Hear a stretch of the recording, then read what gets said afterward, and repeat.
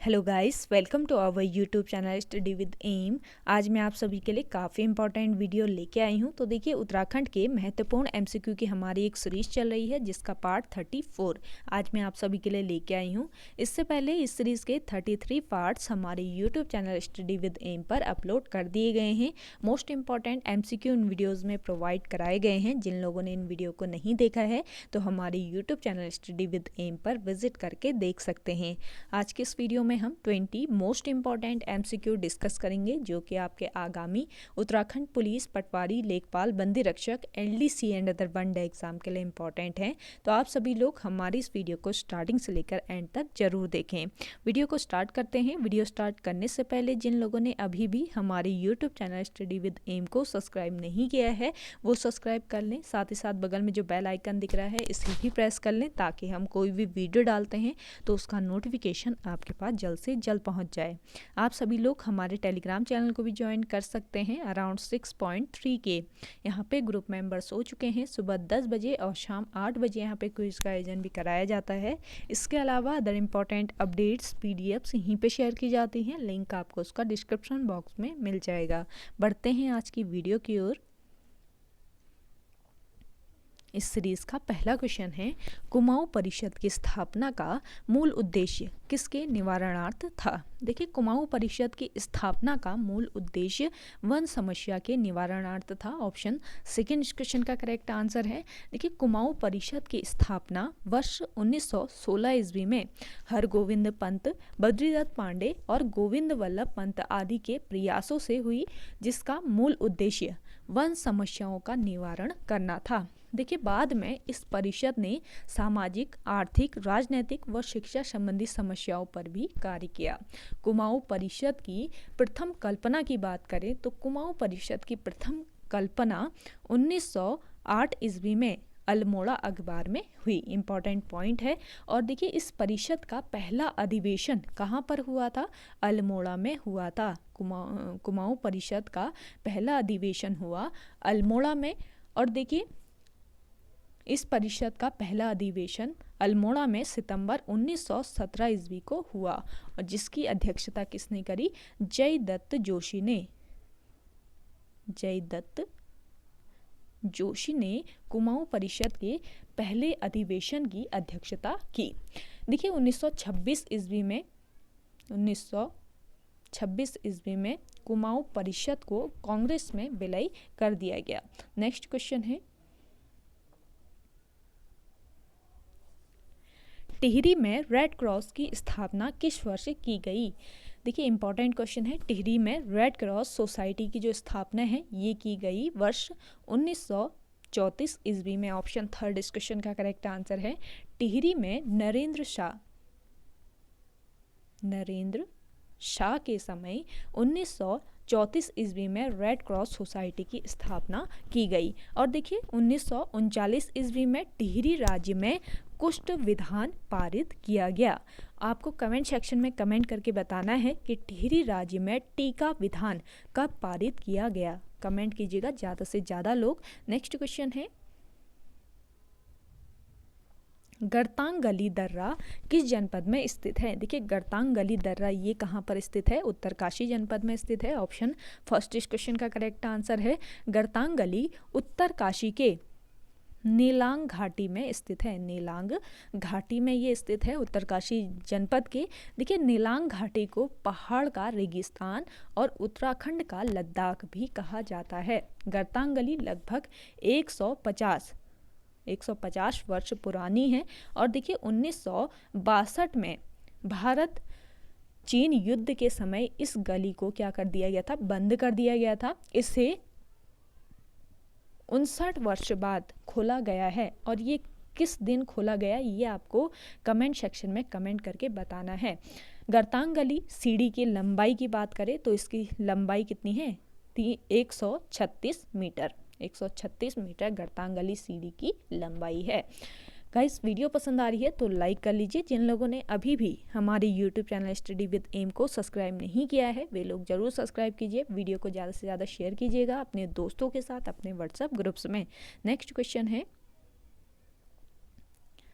किस फॉर्मूले के अंतर्गत उत्तराखंड को विशेष राज्य का दर्जा प्राप्त हुआ? मोस्ट इम्पॉर्टेंट क्वेश्चन है। इनमें से बताइए कि कौन सा फॉर्मूला था जिसके अंतर्गत उत्तराखंड को विशेष राज्य का दर्जा प्राप्त हुआ? तो इस फॉर्मूले का नाम क्या है? गाडगिल फॉर्मूला। ऑप्शन थर्ड इस क्वेश्चन का राइट आंसर है। देखिए उत्तराखंड राज्य को विशेष राज्य का दर्जा कब मिला, ये भी पता होना चाहिए ना। तो देखिए आपका इसका जो आंसर हो जाएगा, उत्तराखंड को विशेष राज्य का दर्जा कब प्राप्त हुआ? तो लिख लीजिए 1 अप्रैल 2001 को विशेष राज्य का दर्जा मिला उत्तराखंड राज्य को। देखिए 2 मई भी दिया है, परीक्षा वाणी और अदर बुक्स में 2 मई, कहीं पे 2 मई भी दिया है। तो 2 मई की जो डेट दी है, ये 2 मई को केंद्र सरकार ने सर्वसम्मति से घोषणा की थी कि उत्तराखंड राज्य को विशेष राज्य का दर्जा दिया जाएगा। लेकिन जो लागू हुआ था, ये कब से हुआ था? ये हुआ था 2001 से। आयोग भी इसी को राइट आंसर मानता है। 1 अप्रैल 2001 को, 2 मई 2001 को केंद्र सरकार द्वारा उत्तराखंड को 1 अप्रैल 2001 से विशेष राज्य का दर्जा प्रदान करने का निर्णय लिया गया था। तो ये पॉइंट्स आप ध्यान रखिए। देखिए जो आपका विशेष राज्य का दर्जा होता है, ये क्या होता है, ये भी पता रहना चाहिए। तो देश के जो आर्थिक रूप से पिछड़े और जनजाति बहुलक आबादी वाले पहाड़ी इलाकों अथवा पड़ोसी मुल्क की सीमा से लगे हुए राज्य जो होते हैं, ये इसके अंतर्गत आते हैं, विशेष राज्य के अंतर्गत। ये आपको ध्यान में रखना है। नेक्स्ट क्वेश्चन देखिएगा,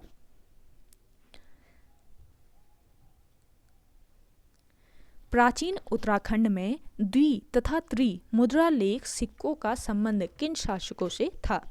तो देखिए प्राचीन उत्तराखंड में द्वि तथा त्रि मुद्रा लेख सिक्कों का जो संबंध था, ये था यौदेव वंश के शासकों से था। ऑप्शन थर्ड इस क्वेश्चन का बिल्कुल राइट आंसर है। यौदेव वंश के शासकों से इनका संबंध था, द्वि तथा त्रि मुद्रा लेख सिक्कों का।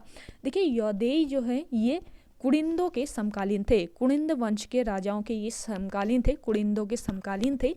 और इनकी मुद्राएं जौनसार भाबर, ध्यान दीजिएगा, नोट डाउन कर लीजिए, जौनसार भाबर तथा कालो डांडा से मिली। कहाँ से मिली? यौदेव वंश के जो लेख हैं, इनकी मुद्राएं हैं जो, ये कहाँ से मिली? जौनसार भावर से और कालो डांडा से मिली। देखिए यौदेव शासकों के द्वि एवं त्रि मुद्रा लेख वाले सिक्के भी प्राप्त हुए। और देखिए इस वंश के शासकों के सिक्के में क्या है? देखिए इस वंश के जो यौदेव वंश के शासक हैं, इनके सिक्कों में शूलधारी, नोट डाउन कर लीजिएगा, शूलधारी कार्तिकेय का चित्र अंकित किया गया है। इनके सिक्कों में शूलधारी कार्तिकेय का चित्र अंकित किया गया है। यहाँ पे आपको मोस्ट इंपॉर्टेंट पॉइंट बताए जाते हैं, तो इन्हें नोट डाउन जरूर कीजिएगा।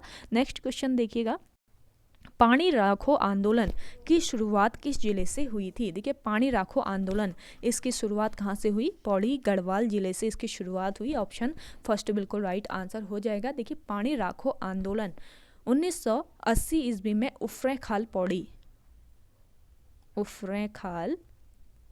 पौड़ी गढ़वाल में हुआ। और यह आंदोलन पौड़ी गढ़वाल में पानी की कमी को दूर करने के लिए चलाया गया था। यह आंदोलन किसने चलाया, ये भी पता होना चाहिए, तो नोट डाउन कीजिए, सच्चिदानंद भारती के द्वारा पानी राखो आंदोलन चलाया गया था। नेक्स्ट क्वेश्चन है, भूगर्भ से संबंधित प्रथम संस्थान कौन सा है? देखिए भूगर्भ से संबंधित प्रथम संस्थान है आपका वाडिया संस्थान। ऑप्शन फर्स्ट इस क्वेश्चन का करेक्ट आंसर है। देखिए Wadia institute of Himalayan geology Dehradun में एक भूगर्भ विज्ञान से संबंधित है। ये आपको ध्यान में रखना। कहाँ पर स्थित है ये वाडिया संस्थान? देहरादून में स्थित है। और इसके संस्थापक, वाडिया संस्थान के संस्थापक थे D.N. वाडिया इस संस्थान के संस्थापक थे। Wadia institute of Himalayan geology की स्थापना देखिए 1900 1968 ईस्वी में दिल्ली में की गई। ध्यान दीजिएगा, जो आपका Wadia institute of Himalayan geology है, इसकी स्थापना वर्ष 1968 ईस्वी में दिल्ली में हुई और यहाँ से वाडिया इंस्टीट्यूट को देहरादून स्थानांतरित किया गया। किस वर्ष इसको स्थानांतरित किया गया, ये आप कमेंट सेक्शन में कमेंट कीजिएगा। और वीडियो पसंद आ रही है तो लाइक ज़रूर कीजिए। जिन लोगों ने अभी भी हमारी YouTube channel study with M को सब्सक्राइब नहीं किया है वे लोग ज़रूर सब्सक्राइब कीजिएगा। देखिए, वीडियो को ज़्यादा से ज़्यादा शेयर कीजिए अपने दोस्तों के साथ, अपने व्हाट्सएप ग्रुप्स में। और आउट ऑफ 20 आपके कितने क्वेश्चन करेक्ट हैं, ये आप कमेंट सेक्शन में कमेंट कीजिए। ज़्यादा से ज़्यादा लोग कमेंट कीजिएगा। और वीडियो पसंद आ रही है तो आप कमेंट सेक्शन में कमेंट करके बता सकते हैं। नेक्स्ट क्वेश्चन देखिए, उत्तराखंड क्रांति दल के प्रथम अध्यक्ष कौन थे? देखिए, उत्तराखंड क्रांति दल, इसके प्रथम अध्यक्ष थे डी पंत। ऑप्शन थर्ड इस क्वेश्चन का करेक्ट आंसर है। देखिए, 1979 ईस्वी में 1979 ईस्वी को मसूरी के सम्मेलन में इस दल की स्थापना की गई। कहाँ पर की गई? मसूरी में एक सम्मेलन चल रहा था, तो इस सम्मेलन में उत्तराखंड क्रांति दल यानी यूकेडी की स्थापना की गई और इसके प्रथम अध्यक्ष कौन थे? डी पंत यानी देवी दत्त पंत थे। अगला देखिएगा, नेक्स्ट क्वेश्चन है, प्रजातंत्र की मांग को लेकर जन आंदोलन किसके काल में हुआ? तो देखिए, प्रजातंत्र की मांग को लेकर जन आंदोलन जो हुआ, ये हुआ नरेंद्र शाह के शासनकाल में। ऑप्शन थर्ड बिल्कुल राइट आंसर है। देखिए, 23 जनवरी 1939 ईस्वी को देहरादून में प्रजामंडल की स्थापना हुई। नोट डाउन कर लीजिए, मोस्ट इंपॉर्टेंट पॉइंट है। 23 जनवरी 1939 को कहाँ पर प्रजामंडल की स्थापना हुई? देहरादून में प्रजामंडल की स्थापना हुई। और देखिए, टिहरी राज्य प्रजामंडल की स्थापना में श्रीदेव सुमन का विशेष योगदान था। नरेंद्र शाह की बात करें तो नरेंद्र शाह का शासनकाल में ही टिहरी राज्य प्रजामंडल की मांग को लेकर जन आंदोलन हुए थे। और देखिए, नरेंद्र शाह 1913 ईस्वी से लेकर 1946 ईस्वी तक गद्दी पर बैठा, यानी इसका शासनकाल जो था ये 1913 ईस्वी से लेकर 1946 ईस्वी तक था। और इसकी संरक्षिका कौन थी? इसकी संरक्षिका थी राजमाता नेपालिया। मोस्ट इम्पॉर्टेंट है, राजमाता नेपालिया नरेंद्र शाह की संरक्षिका थी। देखिए, क्योंकि कीर्ति शाह की मृत्यु के बाद नरेंद्र शाह अल्पवयस्क में ही राजा बन गए थे और जिसके संरक्षण के लिए एक संरक्षण समिति बनाई गई थी और संरक्षिका थी राजमाता नेपालिया। सारे पॉइंट्स नोट डाउन कर लीजिए, इंपॉर्टेंट है आगामी एग्जाम के लिए। नेक्स्ट क्वेश्चन में मनाया जाता है। देखिए, ध्वज उत्सव ये मनाया जाता है किस जनपद में? देहरादून जनपद में। ऑप्शन थर्ड इस क्वेश्चन का राइट आंसर हो जाएगा। जिन लोगों ने अभी भी हमारे YouTube channel study with M को सब्सक्राइब नहीं किया है वे लोग सब्सक्राइब कर लीजिए। देखिए, डेली प्रोवाइड कराई जा रही है आपको ये क्लासेस, डेली आपको यहाँ पे उत्तराखंड की क्लास प्रोवाइड कराई जा रही है, जो कि आपके आगामी अभी आचार संहिता हटेगी उसके बाद आपका सीधे अप्रैल में आपका उत्तराखंड पुलिस का फिजिकल होने वाला है और उसके बाद आपका रिटर्न भी जल्दी ही हो जाएगा। तो अभी से आप तैयारी कीजिएगा। इसके साथ ही आपके और भी अदर उत्तराखंड एग्ज़ाम जो होने वाले हैं उनके लिए भी ये वीडियो काफ़ी हेल्पफुल है। तो डेली आप इस क्लास को ज्वाइन कर सकते हैं रात को 8 बजे। इसके अलावा हमारे टेलीग्राम ग्रुप पे क्विज़ का भी आयोजन किया जा रहा है, जो आप इसको ज्वाइन कर सकते हैं हमारे टेलीग्राम ग्रुप को। नेक्स्ट क्वेश्चन देखिएगा, राजगढ़ी को ग्रीष्मकालीन राजधानी बनाने वाला पौवार शासक था। देखिए, इंपॉर्टेंट क्वेश्चन है, राजगढ़ी को ग्रीष्मकालीन राजधानी बनाने वाला पौवार शासक था पृथ्वीपति शाह। ऑप्शन फर्स्ट इस क्वेश्चन का करेक्ट आंसर है। देखिए, पृथ्वीपति शाह ने राजगढ़ी को ग्रीष्मकालीन राजधानी बनाई और वहाँ का राजा किसको बनाया? दिलीप शाह को। दिलीप शाह को वहाँ का राजा बनाया पृथ्वीपति शाह ने। पृथ्वीपति शाह गद्दी में बैठते समय मात्र 7 वर्ष का था, 7 वर्ष के था ये। और देखिए, 1640 ईस्वी में पृथ्वीपति शाह का राज्याभिषेक हुआ और इसकी संरक्षिका कौन थी? नोट डाउन कर लीजिए, महारानी कर्णावती जो है ये पृथ्वीपति शाह की संरक्षिका थी। देखिए, पृथ्वीपति शाह ने देहरादून में एक शहर बसाया जिसका नाम क्या था? पृथ्वीपुर नामक जो शहर है देहरादून में, ये किसने बसाया? ये बसाया पृथ्वीपति शाह ने। नेक्स्ट क्वेश्चन है, चंद शासन काल में नगद प्राप्त किया जाने वाला भूकर कहलाता था। देखिए, चंद शासन काल में नगद प्राप्त किया जाता था जो भूकर, ये कहलाता था सिरती। ऑप्शन सेकेंड इस क्वेश्चन का करेक्ट आंसर है। सिरती जो है ये चंद शासन काल में नगद कर था और यह प्रायः माल भावर व भोटिया व्यापारियों से वसूला जाता था, ध्यान रखिएगा। और देखिएगा, न्योली कर की बात करें तो न्योली कर जो है ये न्याय पाने के लिए देय कर था। और देखिए, बजनिया कर राजा के नर्तकों व नर्तकियों के लिए देय कर था। और राखिया कर जो है ये रक्षाबंधन व जनेऊ संस्कार के समय दिया जाने वाला कर था। तो ये सारे कर जो हैं ये आपको नोट डाउन कर लेने हैं, मोस्ट इंपॉर्टेंट है आपके आगामी एग्जाम के लिए। अगला देखिएगा, गढ़वाल का सबसे प्राचीन गीत है। गढ़वाल का सबसे प्राचीन गीत का नाम है मांगल गीत। ऑप्शन फर्स्ट बिल्कुल राइट आंसर है। देखिए, गढ़वाल में संस्कार गीतों को मांगल गीत कहा जाता है, इंपॉर्टेंट पॉइंट है। और इसे शगुन गीत भी कहा जाता है,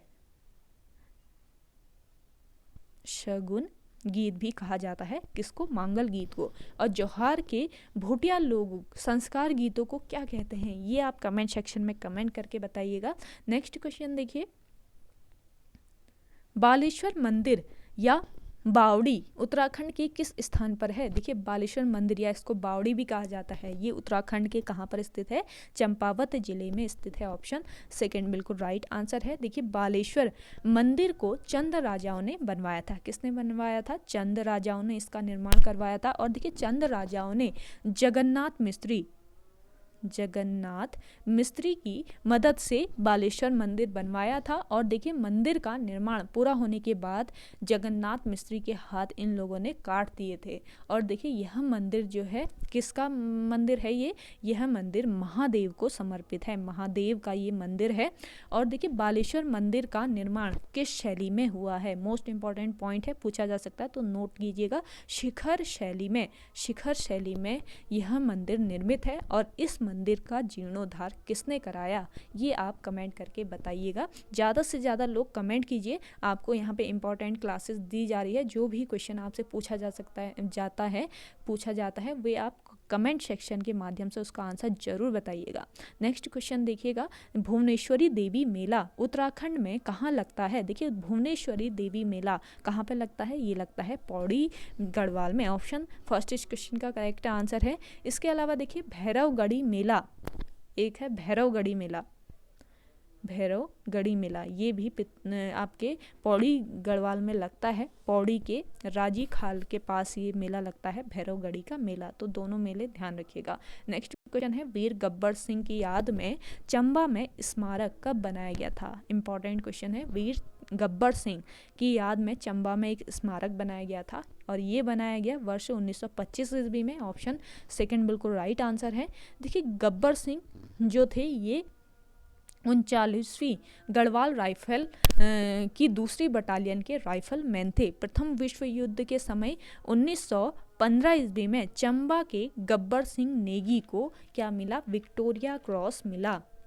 ये ध्यान रखिए, इंपॉर्टेंट पॉइंट है। अगला देखिएगा, नेक्स्ट क्वेश्चन है, क्षय रोग संस्थान कहाँ स्थित है? क्षय रोग संस्थान ये स्थित है भवाली में।